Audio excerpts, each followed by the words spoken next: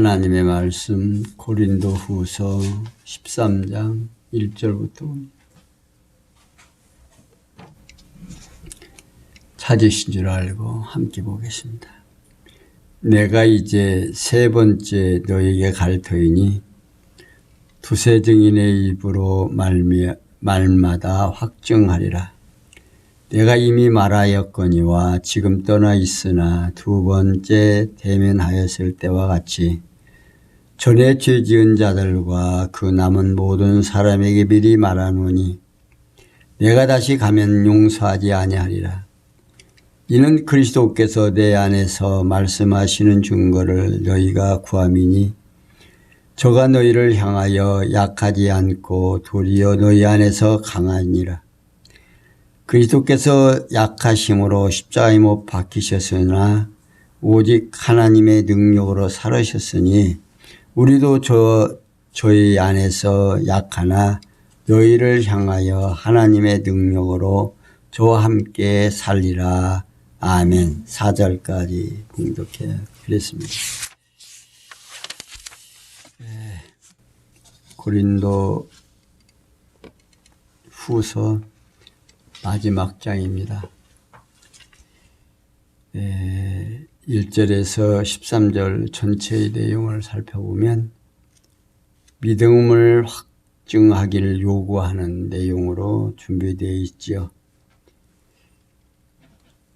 고린도후서 13장 1절 13절은 성령께서 부활 성취하신 이가 그리스도이심을 믿음을 확증하기를 요구함으로 증거하고 있습니다.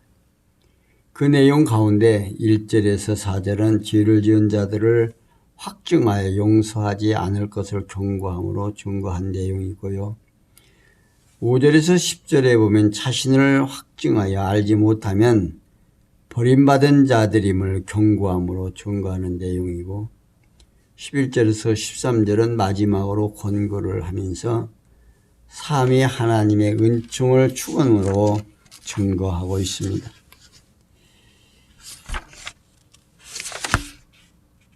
그리스도께서 성령께서는 이제 예수 그리스도께서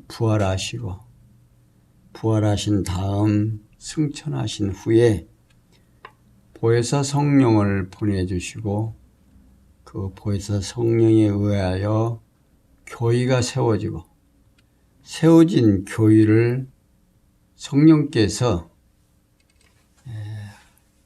키워가시는데 사도를 통해서 예수님이 약속하신 내용대로 너희가 성령을 받고 예루살렘과 사마리아와 땅끝까지 이르러 내 증인이 되리라라고 미래 진행 완료형을 쓰시고 우리에게 전달해 주신 그 말씀이 지금 사도 바울을 통해서 이방 교회, 고린도 교회가 세워진 교회에 여러 가지 잘못된 것을 지적하고 또 그 지적하는 과정이 믿음을 확증시킵니다. 그러니까 죄를 지은 자들을 확정하여 용서하지 않을 것을 경고하면서 자신을 확증하여 알지 못하면 버림받은 자들임을 경고하고 있습니다. 그러면서 마지막으로 권고를 하면서 삼위 하나님의 은총을 축원함으로 증거하는 내용으로 이어져 있죠. 이러한 증거는 여호와 하나님께서 창세전에 작정하신 영원한 뜻에 따라 언약하신 말씀에 바탕을 두고 있습니다. 일찍이 여호와 하나님께서는 예수께서 배를 타고 풍랑을 만나 무서워하는 제자들을 믿음이 적다고 꾸짖어 책망하도록 섭리를 하신 마태복음 8장 26절에 있는 말씀이죠. 그리고 이러한 섭리를 통한 언약을 성취해 주시려고 바울로 믿음을 확증할 것을 요구하도록 섭리하십니다. 그러니까 하나님께서 창세전에 작정하신 영원한 뜻에 따른 여호와 하나님의 언약을 역사적 사실로 지금 시간과 공간과 형상 속에서 사도 바울을 통해서 지금 드러나고 있는 거죠. 그러니까 그렇게 드러나고 있는 상황 속을 이제 성경에 기록을 해서 오늘 우리로 하여금 하나님이 어떠하신 분이고 교회가 어떻게 이루어가고 교회가 어떠한 삶을 건덕의 삶을 살아야 하는가를 지금 정확하게 책망을 하고 또 교훈도 하면서 지금 고린도 후서를 마무리를 짓는데 봉독에 드린 1절에서 4절에 보면 죄를 지은 자들을 확정하여 용서하지 않을 것을 경고함으로 증거하고 있습니다. 이 사도 바울은 내가 이제 세 번째 너희의 갈 터이니 두세 증인의 입으로 말마다 확정하리라고 경고하고 있습니다. 그러니까 여기서 바울이 두세 증인을 언급하는 것은 모세 율법의 이제 신명기 19장 15절에 나온 내용입니다. 그러니까 그 내용을 의중에 두고 죄를 범한 자들의 죄과를 확정하기 위한 거죠. 그러면서 그거 한 사람의 말만 듣고 하는 것이 아니라 두세 사람의 증인을 통해서 확정한다 그 말입니다. 그러면서 내가 이미 말하였거니와 지금 떠나 있으나 두 번째 대면했을 때와 같이 전에 죄 지은 자들과 그 남은 모든 사람에게 미리 말하노니 내가 다시 가면 용서하지 아니하리라 라고 경고를 합니다. 그러니까 바울은 고린도 교회 형제들 중에 더러움과 음란함과 호색함을 여전히 회개치 않고 있는 자들이 있다면 앞으로 방문할 때에 용서하지 아니할 것을 단호히 경고를 하고 있습니다. 그러니까 바울은 내가 가기 전에 너희들 다 회개하고 마음을 돌이키라 그 말입니다. 그러고 이어서 바울은 이는 그리스도께서 내 안에서 말씀하시는 증거를 너희가 구함이니 저가 너희를 향하여 약하지 않고 도리어 너희 안에서 강하니라 라고 경고하고 있습니다. 이게 바울은 앞서 죄를 지은 자들을 용서하지 않는 이유를 밝혀줍니다. 그 이유는 첫째로 그리스도께서 내 안에 말씀하시는 증거를 너희가 구한다 그 말입니다. 너희들이 구하기 때문에 지금 그런다는 거예요. 곧 바울이 그리스도의 사도로 부르심을 받은 종으로서 그리스도의 복음을 전파하는 증거를 고린도 교회 형제들이 요구하고 있기 때문이라는 뜻으로 경고하고 있습니다. 다시 말하면 사도의 권능을 보여주기 위해 죄를 지은 자들을 용서하지 않겠다는 뜻으로 지금 경고하고 있는 겁니다. 그러니까 바울이 얘기를 해도 지난번에도 이야기를 하고 또 얘기를 해도 이게 회개치 않고 돌이키지 아니하니까 이제 세 번째 가서는 가만 안 두겠다 그 말입니다. 그러면서 두 번째로 저가 너희를 향하여 약하지 않고 도리어 저희 안에서 강하시기 때문이다 라고 경고합니다. 이유는 하나님께서 죄를 범한 고린도 교회 형제들에 대하여 약하지 아니하고 도리어 강하게 대하기 때문이라는 뜻으로 지금 경고하고 있는 겁니다. 그리고 연이어서 바울은 그리스도께서 약하심으로 십자가에 못 박히셨으나 오직 하나님의 능력으로 살으셨으니 우리도 저희 안에서 약하나 너희를 향하여 하나님의 능력으로 저와 함께 살리라 라고 하고 있습니다. 여기서 바울은 앞서 언급한 하나님의 강하신 능력에 대해 설명을 하고 있습니다. 그러면서 첫째로 그리스도께서 약하심으로 십자가에 못 박히셨으나 오직 하나님의 능력으로 살르셨다 하는 겁니다. 다시 말하면 연약한 육신으로 오셔서 십자가에 못 박혀 죽으신 그리스도를 하나님의 강하신 능력이 다시 살리셨다 그 말입니다. 그러면서 두 번째 우리도 저희 안에서 약하나 너희를 향하여 하나님의 능력으로 저와 함께 살리라라고 하고 있어요. 곧 그리스도의 몸을 이룬 지체들도 그리스도 안에서 함께 죽으나 하나님의 능력으로 함께 다시 살리신다는 겁니다. 곧 그리스도 안에 있는 자들이 하나님의 능력으로 그리스도와 함께 죽고 함께 다시 산다는 뜻이죠. 이렇게 성령께서는 부활을 성천하시니까 그리스도심을 죄를 지은 자들을 향하여 용서하지 않을 것을 경고를 하고 증거를 하고 있습니다. 5절에서 10절에 보면 자신을 확증하여 알지 못하면 버림받은 자들임을 경고하고 있습니다. 여기 잘 들어보시면 아주 귀한 내용이 들어 있습니다. 5절 보면 너희가 믿음에 있는가 너희 자신을 시험하고 너희 자신을 확증하라. 예수 그리스도께서 너희 안에 계신 줄을 너희가 스스로 알지 못하느냐. 그렇지 않으면 너희가 버려온 자니라.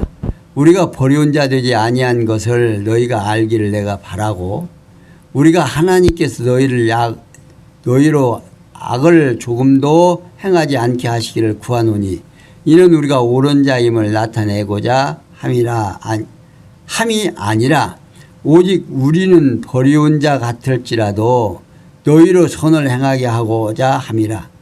우리는 진리를 거스려 아무것도 할 수 없고 오직 진리를 위할 뿐이니 우리가 약할 때에 너희의 강한 것을 기뻐하고 또 이것을 위하여 구하니 곧 너희의 온전하게 되는 것이라.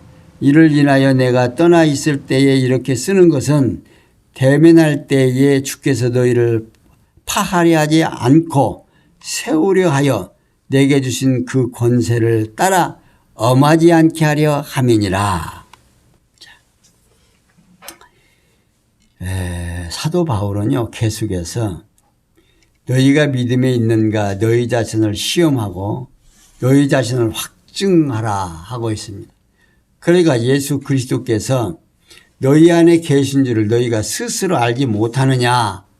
그렇지 않으면 너희가 버리운 자라 경고하고 있어요. 여기서 바울이 고린도교회 형제들에게 너희가 믿음에 있는가 너희 자신을 시험하고 너희 자신을 확증하라고 경고합니다. 이는요 바울이 고린도교회 형제들에게 믿음 안에 있다는 사실을 시험을 거쳐 확실히 입증해 보라는 겁니다. 그리고 그 시험 방법에 대해 언급을 해요. 어떻게 시험을 하느냐 하면 예수 그리스도께서 너희 안에 계신 줄을 너희가 스스로 알아야 한다 그 말입니다. 그러니까 곧 고린도 교회 형제들 안에 예수 그리스도께서 함께 계셔서 마음과 생각을 주관하시고 계시다는 사실을 알아야 한다 그 말입니다. 오늘 우리도 마찬가지죠. 예수 그리스도가 성령이 우리와 함께 계시다는 사실을 모르면 우리의 행동을 내 마음대로 내 좋은 대로 할 수밖에 없죠. 그러나 내 안에 성령이 함께 하시고 그리스도가 나와 함께 한다는 사실을 내가 잊히게 되면 어떻게 해요? 내 행동 하나, 말 한마디가 누구 안에서? 그리스도 안에서 행동이 나올 거 아니냐 그 말입니다. 근데 똑같은 성도가 있어도 내가 함께 그리스도가 나와 함께 한다고 하는 확증이 있는 사람하고 없는 사람하고 생활이 달라요. 그러니까 하나님이 나와 함께 한다라고 하는 확증이 있는 사람은 날마다 하는 일마다 뭐가 나와요? 감사가 나오죠. 근데 확증이 없는 사람은요, 하는 종족 불평과 불만이 생길 수밖에 없어요. 더 잘했으면 좋았을 텐데, 더 많이 했으면 좋았을 때, 더 많이 소득이 있었으면 좋겠다. 누구 마음대로요? 하나님의 마음대로요. 주시고자 하는 만큼 준다고 말입니다. 우리 김 목사님 금년에 벌이 다른 사람들은 다 잘 됐는데 박 목사님은 잘못됐다라고 그러는데 그게 하나님이 나에게 주신 분복이다 그 말입니다. 그러니까 이 기회를 통해서 무엇을 깨닫게 하시려고 하는 것인지 이제 깨닫게 되면 되겠죠. 근데 이제 일부는 깨달았는데 그것이 이제 내년에 잘 될런지가 그게 문제겠지만 어쨌든 모든 일이 초심으로 돌아가면 되죠. 그러니까 오늘 우리도 예수를 믿고 기쁨과 즐거움이 내 안에 있었던 그 초심을 잊어버리면 안 된다고. 근데 우리가 예수가 그리스도이심을 깨닫고 얼마나 감사하고 나 같은 죄인을 부르신 하나님에 대한 기쁨이 얼마나 컸었던가를 우리는 짐작할 수 있죠. 우리가 느끼잖아요. 그건 누구만 알아요? 자신만 아는 거예요. 그러니까 지금 너희가 지금 하나님이 계신지 안 계신지 지금 시험해 봐라고 합니다. 어? 그리고 그 시험 결과에 대하여 그렇지 않으면 너희가 버리운 자다 그 말입니다. 그렇게 시험해 봐서 느끼질 못하면 내 안에 그리스도가 계신지를 느끼지 못하면 버리운 자다 그 말입니다. 얼마나 무서운 경고입니까? 다시 말하면 예수 그리스도께서 고린도교회 형제 자신들 안에 계시다는 사실을 알지 못하면 하나님께서 버린 자라고 경고를 하는 겁니다. 그러면 바울은 우리가 버리운 자 되지 아니한 것을 너희가 알기를 내가 바라고 우리가 하나님께 너희를 악을 조금도 행하지 않게 하기를 구하노니 이는 우리가 옳은 자임을 나타내고자 함이 아니라 오직 우리는 버린 자 같을지라도 너희로 선을 행하게 하고자 함이다 라고 하고 있습니다. 이게 바울은요 그 일행들은 하나님께 버려진 자들이 아니라는 사실을 고린도 교회 형제들이 알기 바란다 하면서 하나님께서 고린도 교회 형제들로 더러움과 음란과 호색과 같은 악을 행하지 않게 하기를 구한다 그 말입니다. 그것을 구하는 목적에 대하여 밝혀주고 있는데 첫 번째 우리가 옳은 자임을 나타내고자 함이 아니라고 말하고 있어요. 다시 말하면 바울과 그 일행들이 옳은 자임을 스스로 드러내는 것이 아니다 그 말입니다. 두 번째로 오직 우리는 버리운 자 같을지라도 너희로 선을 행하게 하고자 함이라고 말하고 있어요. 그 이유는 바울과 그 일행들은 고린도 교회 형제들이 보기에 버려진 자들처럼 비천하게 보일지라도 고린도 교회 형제들로 악한 행실을 버리고 선한 일을 행하게 하려는 뜻이다 그 말입니다. 그러니까 바울 자신은 그 일행들은 복음을 전하기 위하여 정말 하나님께서 버리운 자 같이 때로는 헐벗고 굶주리고 때로는 매맞고 감옥에 갇히고 엄청난 고통과 괴로움이 겪었어도 상관없다 그 말입니다. 정말 하나님께서 사랑하는 자들을 그렇게까지 힘들게 하는 사도 이방인의 사도로 부르신 사도 바울만큼 힘들게 복음을 전한 사람도 없습니다. 근데 자기 일행들은 비천하게 그렇게 하나님께 버린 자 같이 보일지라도 너희들만은 선한 일에 되었으면 좋겠다 그 말입니다.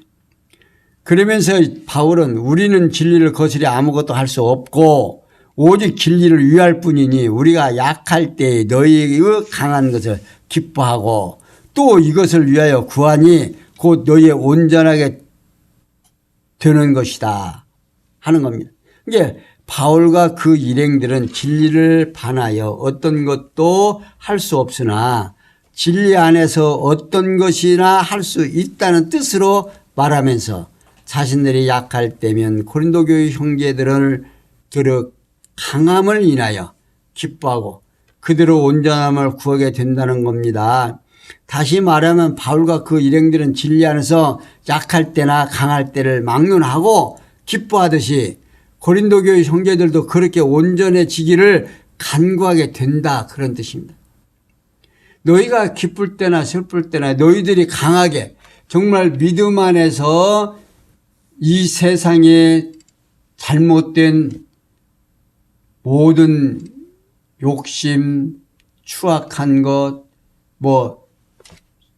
건덕을 무너뜨리는 일들, 이런 것들을 이기고 정말 교회가 믿음 안에서 견고히 선다는 사실을 바울이 들을 때면 얼마나 힘있고 강하게. 이게 고린도 교회가 세워져 진다고 하는 그냥 견고하게 서 있다는 그 자체가 뭘 의미하는 거예요? 주님이 함께해서 교회가 견고하다는 얘기 아닙니까? 주님을 머리로 해서 성도들이 지체로서 견고해 서 있다 그 말입니다. 그러니까 바울로서는 그것이 정말 힘있고 기쁜 일이다 그 말입니다. 그러면서 연이어서 바울은 이를 인하여 내가 떠나 있을 때 이렇게 쓰는 것은 대면할 때 주께서 너희를 파하려 하지 않고 세우려 하여 내가 주신 그 권세를 따라 엄하지 않게 하매라.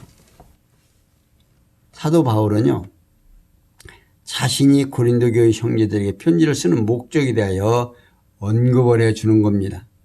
그렇게 이제 쓰는 목적을 일러주지 아니하면 이 사람들이 잘 깨닫지 못할 것 같으니까 아주 바울은 첫 번째, 대면할 때에 주께서 너희를 파하려 하지 않고 세우려 하고 한다 그 말이다. 곧 바울이 고린도 교회 형제들을 만나게 될 때 고린도 교회를 무너뜨리지 않고 견고히 세우려 한다는 겁니다. 두 번째, 내게 주신 그 권세를 따라 엄하지 않게 하려 함이라고 말하고 있어요. 이는 하나님께서 바울 자신에게 주신 권세를 힘입어 엄하게 대하지 않게 하려 한다고 말합니다. 그러니까 이 사도의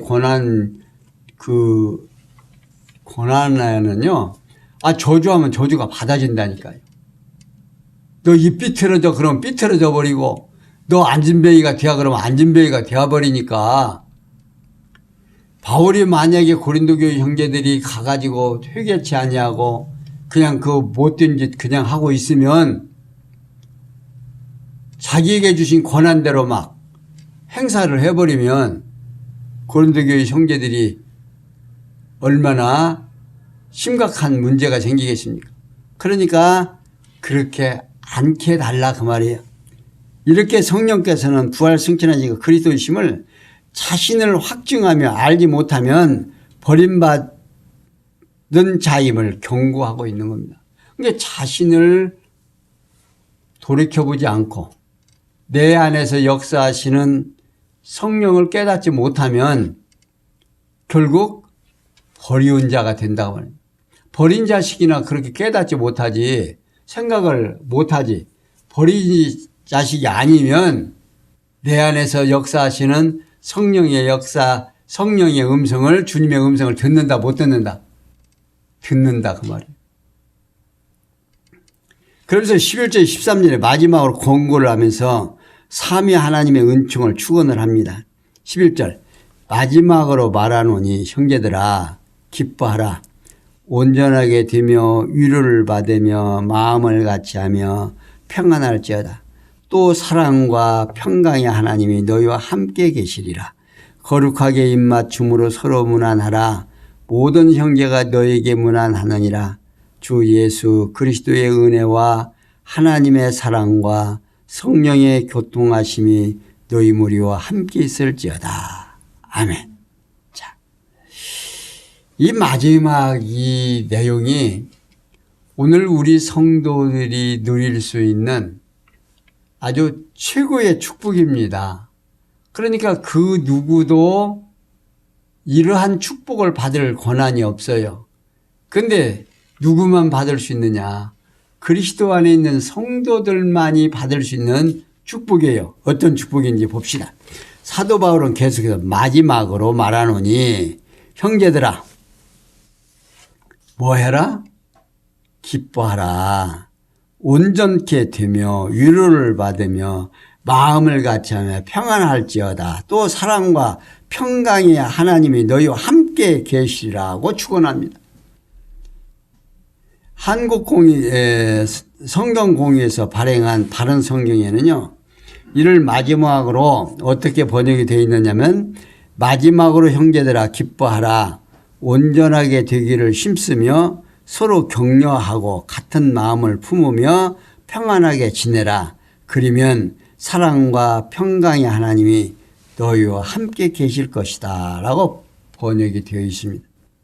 그러니까 바울은 고린도 교회에 보내는 두 번째 편지를 마무리하면서 고린도 교회 형제들에게 기뻐할 것을 권고하고 있습니다.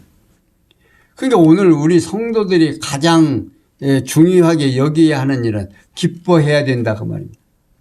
그런데 기뻐해야 되는데 기뻐하는 조건을 모르면, 내가 왜 기뻐해야 되는지를 모르면 기뻐할 수가 있어요, 없어요? 없죠. 그러니까 성경을 우리가 모르면 기뻐할 수가 없는 거예요. 성경이 나로 하여금 어떠한 축복을 해 주셨는가, 이걸 모르면 기뻐할 수가 없잖아요. 기쁜 조건이 없는데. 그러니까 지금 마태복음에서부터 계속해서 지금 고린도 후서까지 지금 오면서 우리가 어떤 존재냐 그 말입니다. 성도 한 사람 한 사람이 예수 그리스도가 이 땅에 보내주셔서 율법을 지켜야 하는 우리도, 아니 이방인으로 버려진 우리를 예수 그리스도를 통해서 구속함을 얻고 죄 용서함을 받고 하나님의 자녀가 되고 주님의 몸된 지체가 됐다는 이 놀라운 사실을 깨닫게 되면 기뻐 아니할 수가 없잖아요. 기뻐할 수밖에 없어요.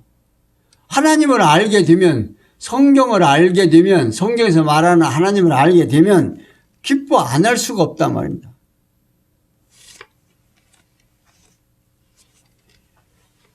그러면서 두 번째로 편지를 마무리하면서 고린도 교회 형제들에게 기뻐할 것을 권고하고, 여러 가지 복잡한 문제를 기쁨으로 상실하고 있는 그들에게 매우 적절한 권고를 하고 있는 겁니다. 그러니까 하나님의 은혜를 깨닫지 못해서 내 마음에 감사가 없으면요, 이 감사라고 하는 기쁨으로 연결되거든요. 내 마음에서 감사가 사라지면 잠도 안 오지요. 짜증나지요. 스트레스 받죠. 그래서 건강에 치명적인 일들을 되게 됩니다. 그러니까 바울이 지금 말하는 거예요. 너희들이 기뻐하고, 응?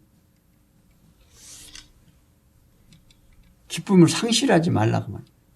그리고 바울은 부도덕한 행위들을 건덕이 무너진 교회가 온전케 정돈되고 그동안 상처를 입은 형제들 간에 서로 위로와 격려를 하며 마음이 하나 되어 서로 싸우지 않고 평안히 지내면 사랑과 평강의 하나님이 그들과 함께 계신다 하면서 위로해 줍니다.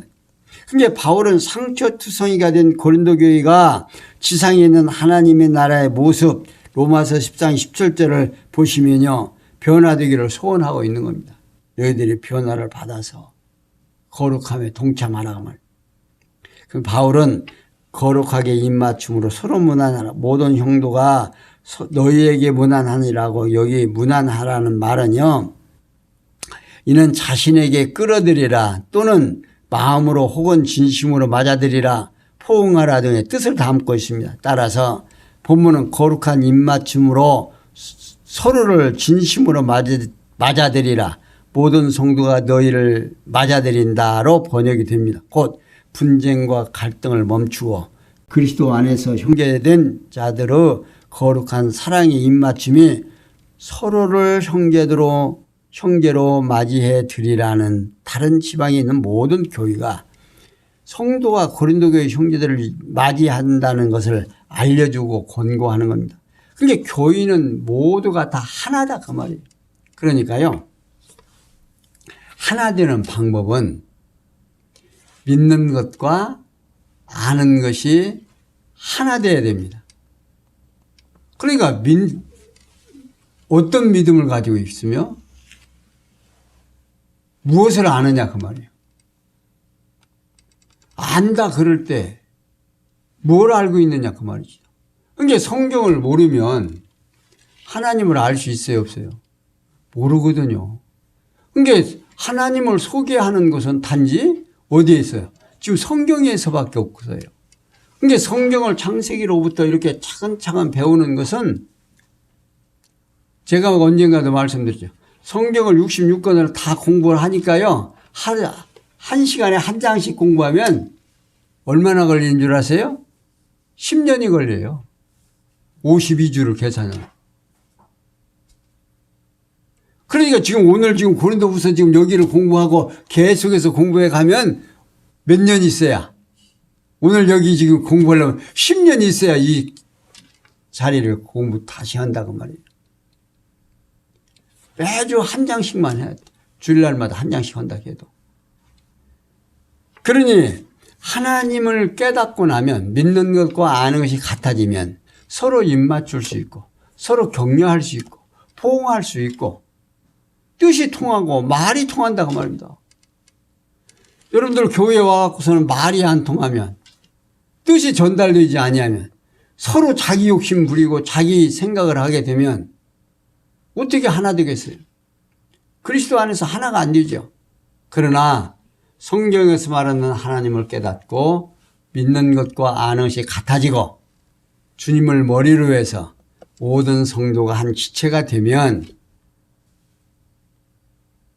서로 사랑할 수 있죠.